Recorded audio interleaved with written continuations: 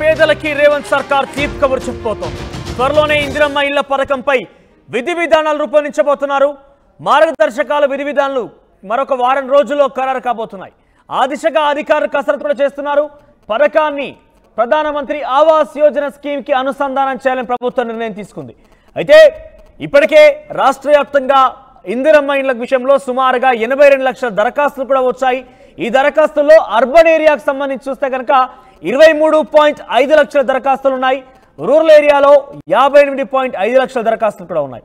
ఇక తొలి దశలో సొంత ఇంటి కోసం ఆల్రెడీ స్థలం ఉన్న వారికి ఇళ్ల కోసం 5 లక్షల రూపాయలు ఇచ్చే అవకాశం కనబడుతోంది. ఆ తర్వాత రెండో దశలో స్థలం లేని వారికి స్థలంతో పాటుగా 5 లక్షల రూపాయలు ఇచ్చి ఇల్లు నిర్మాణం కోసం సహాయం చేసే అవకాశం కనబడుతోంది. క్షేత్రస్థాయిలో పరిశీలించిన తర్వాతనే అర్హుల ఎంపిక ఉండబోతోంది. ఆధార్ కార్డు, తెల్ల రేషన్ కార్డు ఉన్న వారికి మాత్రమే ఈ యొక్క పథకం వర్తించబోతోంది. ఒక ప్రత్యేకమైన యాప్ కూడా రూపొందించబోతోంది ప్రభుత్వం.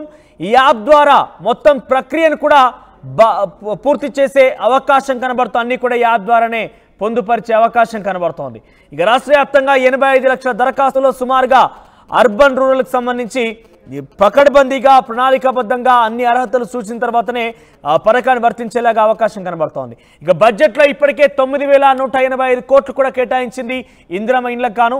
అయితే రాష్ట్ర వ్యాప్తంగా అన్ని నియోజకవర్గాల్లో ఒక ఏడాదికి గాను సుమారుగా 3,500 ఇండ్లు, అంటే అటు ఇటుగా 3,500 ఇండ్లు అంటే సుమారుగా పూర్తిగా కూడా ఒక 4 లక్షల ఇండ్ల నిర్మాణం అయితే ఉండే అవకాశం అయితే ఉంది. అయితే దీంతో పాటుగా మరికొన్ని నిధులకు సమకూర్చి మరికొన్ని స్పెషల్ కేటగిరీ కింద మరొక 33,000 ఇండ్లు కలిపి సుమారుగా ఒక సంవత్సరంలోనే 4 లక్షల ఇండ్లని ఏర్పాటు చేసే అవకాశం కనబడుతోంది. అన్ని నియోజకవర్గాల్లో ఒక్కో నియోజకవర్గానికి గాను 3,500 ఇండ్లు అని అంటే సుమారుగా ఈ సంఖ్య పెద్దగానే ఉండే అవకాశం అయితే ఉంది. సో దీంతో పాటుగా ప్రధానమంత్రి ఆవాస్ యోజన కింద 4,500 కోట్లతో పాటుగా ఇటు రాష్ట్ర ప్రభుత్వం బడ్జెట్లో కేటాయించినటువంటి 9,185 కోట్లు రెండు కలిపి 13,000 కోట్ల రూపాయలతోని ఒక ఏడాదికి గాను ఒక్కో నియోజకవర్గంలో 3,500 ఇండ్ల చొప్పున నిర్మించబోతున్నారు. మరి ఏ రకంగా ఉండబోతుందో చూడాలి. మరిన్ని అప్డేట్స్ మా ప్రతినిధి మధు అందిస్తారు ఫోన్ లైన్ ద్వారా. ఎస్ మధు, ఇందిరమ్మ ఇండ్లు అనేది చాలా వరకు బీద మధ్యతరగతి ఇల్లునటువంటి పేదలకి ఒక ఆశగా ఉంటుంది. ఎందుకంటే ఇందిరమ్మ ఇండ్లు రాష్ట్ర ప్రభుత్వమే కట్టి ఇస్తుంది. గతంలో కూడా కాంగ్రెస్ పార్టీ ప్రభుత్వం ఇందిరమ్మ ఇండ్లను ప్రవేశపెట్టింది. ఈ నేపథ్యంలో ఈసారి ఎటువంటి విధి విధానాలు రూపొందించబోతున్నారు? ఈ విధి విధానాలకు సంబంధించి ఎటువంటి ప్రత్యేకమైనటువంటి కార్యాచరణ రూపొందించింది రాష్ట్ర ప్రభుత్వం? ఎగ్జాక్ట్లీ, ఇల్లు లేని నిరుపేదలకి ఇదంతా ఒక పెద్ద గుడ్ న్యూస్ అనే చెప్పుకోవచ్చు. వరుసగా ఒక్కొక్క పథకం పైన ఫోకస్ చేస్తున్నామని చెప్తా ఉన్నారు. ఇప్పుడు ఇందిరమ్మ ఇళ్లకు సంబంధించినటువంటి విషయంలో త్వరలోనే గైడ్ లైన్స్ రానున్నాయి. దీనికి సంబంధించి ఎట్లా ప్రొఫార్మా, ఎవరు అర్హులు, ఎలా గుర్తించాలి, వారు ప్రస్తుతం ఏ ఇంట్లో ఉంటున్నారు, వారు సొంత ఎన్ని సంవత్సరాల నుంచి ఆ ప్రాంతంలో ఉంటున్నారు, వీటన్నిటిపైన క్షేత్రస్థాయిలో పరిశీలించి నిర్ణయం తీసుకుంటారు ఈ అర్హులకు గుర్తించినటువంటి సమయంలో. ఇప్పటికే మనం చూసాం రాష్ట్ర బడ్జెట్ లో దాదాపు 9,184 కోట్లు కేటాయించారు డబుల్ బెడ్రూమ్ కి సంబంధించినటువంటి ఇళ్లలో. దీంట్లో అయితే ఈ ఇందిరమ్మ ఇళ్ల పథకంలో సొంత ఇంటి జాగా లేనటువంటి వారికి కూడా సొంత జాగా ఇచ్చి ఇంటిని ఇల్లు నిర్మించుకోవడానికి 5 లక్షల రూపాయలు ఇవ్వాలనేటువంటిది నిర్ణయం తీసుకోవడం జరిగింది. ఒకవేళ సొంత జాగా ఉన్నటువంటి వారికి ఫస్ట్ ఫేజ్ లో వారికి 5 లక్షల రూపాయలు ఇస్తారు. వారు ప్రభుత్వ డిజైన్ ప్రభుత్వం సూచించినటువంటి ఆ డిజైన్ ప్రకారం ఇంటి నిర్మాణం చేపట్టడానికి అర్హులవుతారు. దీనికి సంబంధించి రేషన్ కార్డు, ఆధార్ కార్డు, స్థానికత, ఎన్ని రోజుల నుంచి ఉన్నారు, ఒకవేళ సొంత భూమి వాళ్ళ సొంత జాగానే కలిగి ఉంటే ఆ జాగా అనేటువంటిది ఏ రకంగా వారికి సంక్రమించింది, అంటే పూర్వీకుల నుంచి వాళ్ళ పెద్దల నుంచి వాళ్ళకు వచ్చిందా, లేదంటే వాళ్ళు ఏదో సందర్భంలో కొన్నటువంటి సిచ్యువేషన్ ఉందా, లేకపోతే తరతరాల నుంచి అలాగే కంటిన్యూ అవుతుందా, ఇవన్నీ పరిశీలనలోకి తీసుకుంటారు. సో వీటన్నిటికీ సంబంధించి పకడ్బందీగా ఉండాలి, ఎక్కడ కూడా అవకతవకలు జరగొద్దు అనేటువంటి దానిపైన ప్రభుత్వం భావిస్తా ఉంది.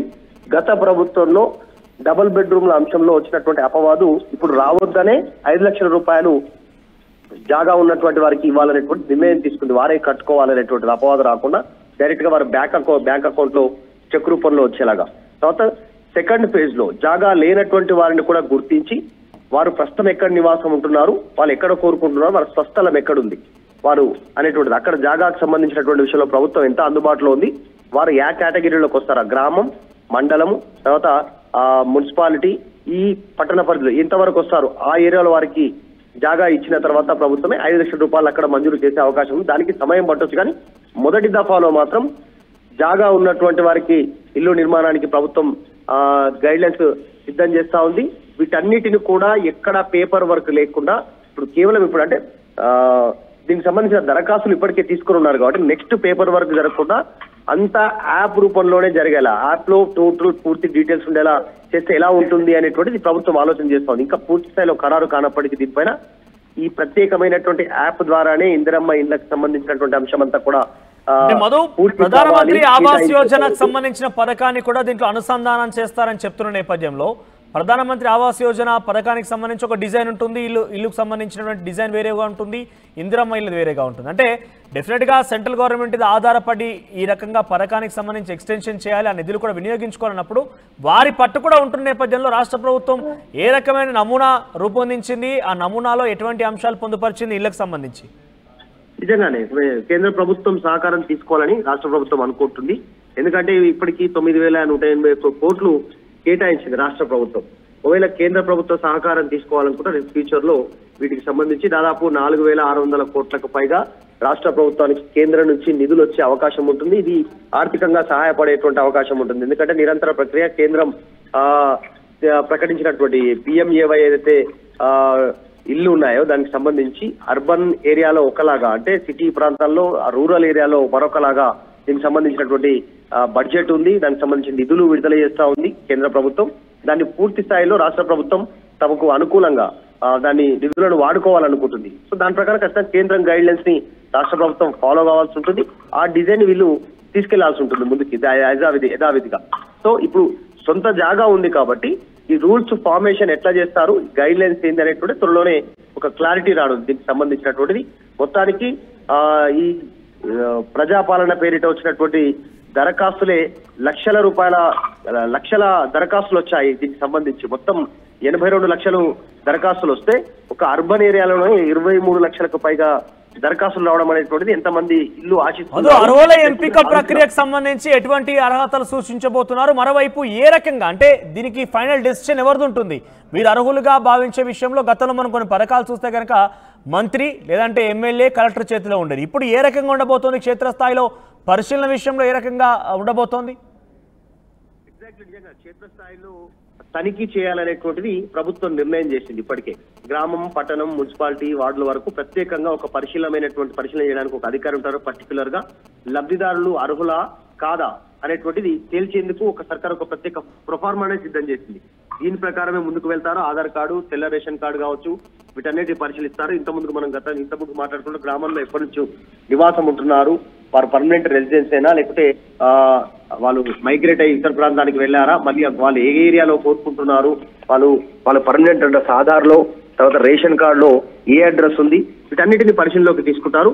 ఏ ఇంట్లో ఉంటున్నారనే వివరాలు కూడా సేకరిస్తారు. ప్రస్తుతం ఉంటున్నటువంటి రెంట్కుంటున్నటువంటి వివరాలు కూడా సేకరిస్తారు. సో వాళ్ళు నిజంగా దరఖాస్తుదారులు నిజంగానే అర్హులై ఉంటే ఇంటి స్థలం వాళ్ళకి సొంతంగా వాళ్ళదే అయి ఉంటే కనుక వారికి ఈ 5 లక్షల రూపాయలు మంజూరు చేయడానికి ప్రభుత్వం సిద్ధంగా ఉన్నట్టుగా తెలుస్తా ఉంది. చాలా పకడ్బందీగా ముందుకు వెళ్ళాలి అనేటువంటి దాంట్లో ఒక ప్రొఫార్మాను ప్రభుత్వం సిద్ధం చేస్తా ఉంది. రైట్ మధు. సో మొత్తం మీద పేద ఇల్లు కోసం ఎదురు చూసేటువంటి పేద ప్రజలకి రాష్ట్ర ప్రభుత్వం ఒక తీపి కబురని చెప్పొచ్చు. సో త్వరలోనే వారం రోజుల్లో పూర్తి స్థాయిలో విధి విధానాలు రూపొందించి ఇందిరమ్మ ఇండ్లకు సంబంధించిన అంశాన్ని తెర మీద తీసుకురాబోతున్నారు. పరిశీలనకి క్షేత్రస్థాయికి అధికారులు వెళ్తారు. మొదటి విడతలో భాగంగా, మొదటి దఫాలో భాగంగా ఆల్రెడీ స్థలం ఉండి ఇల్లు కోసం కట్టుకోవాలనుకునే వారి యొక్క ఆశయాన్ని, లక్ష్యాన్ని నెరవేర్చబోతున్నారు. వారికి 5 లక్షల రూపాయల ఆర్థిక సహాయం చేసి వారిని ఇల్లు నిర్మించుకునేందుకు అవకాశం ఇవ్వబోతున్నారు. రెండో విడతల భాగంగా స్థలం లేని వారికి స్థలం కేటాయించి ఆ తర్వాత 5 లక్షల రూపాయలు కేటాయించి వారిని కూడా సొంత ఇంటి కళ నెరవేర్చబోతున్నారు. సో గతంలో ఇందిరమ్మ ఇళ్ల విషయంలో రాష్ట్ర ప్రభుత్వమే కొన్ని మెటీరియల్ సప్లై చేసేది. అప్పుడు చాలా వరకు అవకతవకలు ఏర్పడ్డాయి, చాలా వరకు కమిషన్లు, లంచాలు కూడా తెర మీదకి వచ్చాయి. వాటన్నిటికీ స్వస్తి చెప్పేందుకే ఈసారి నేరుగా 5 లక్షల రూపాయలు ఇచ్చి వారినే ఇల్లు నిర్మించుకునే విధంగా రాష్ట్ర ప్రభుత్వం సలహా సూచన చేయబోతోంది. ఆ దిశగానే ఏర్పాటు చేయబోతోంది. తాజాగా ఈ పరిస్థితి పైన ప్రధానమంత్రి ఆవాస్ యోజన పథకాన్ని కూడా అనుసంధానం చేయబోతున్నారు. ఈ నేపథ్యంలో అటు 4,600 కోట్లు కేంద్రం నుంచి రాబోతున్నాయి. 9,185 కోట్లు ఇప్పటికే బడ్జెట్ ప్రవేశపెట్టింది. రెండు కలిపి సుమారుగా 4,30,000 ఇండ్లని ప్రతి ఏడు కట్టేందుకు రాష్ట్ర ప్రభుత్వం నిర్ణయం తీసుకోబోతోంది. ప్రతి నియోజకవర్గంలో 3,500 మంది నిరుపేదలకి ఈ యొక్క పథకం వర్తించబోతోంది.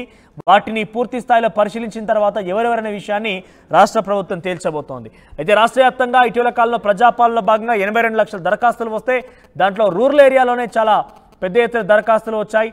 58 లక్షల దరఖాస్తులు కేవలం గ్రామీణ ప్రాంతాల్లోనే వచ్చాయి. ఇక అర్బన్ ప్రాంతాల్లో 23 లక్షల దరఖాస్తులు కూడా వచ్చాయి. వీటందరి కళ ఏ రకంగా నెరవేర్చబోతున్నారు చూడాలి. సో ఏదేమైనా కూడా 82 లక్షల దరఖాస్తుల్లో భాగంగా ప్రతి ఏడు 4,30,000 ఇండ్లు నిర్మిస్తామని రాష్ట్ర ప్రభుత్వం చెప్తున్న నేపథ్యంలోనే 5 ఏళ్ల పదవీ కాలం పూర్తయ్యేసరికి కేవలం 20 లక్షల పైచలకు మాత్రమే పూర్తయ్యే అవకాశం ఉంది.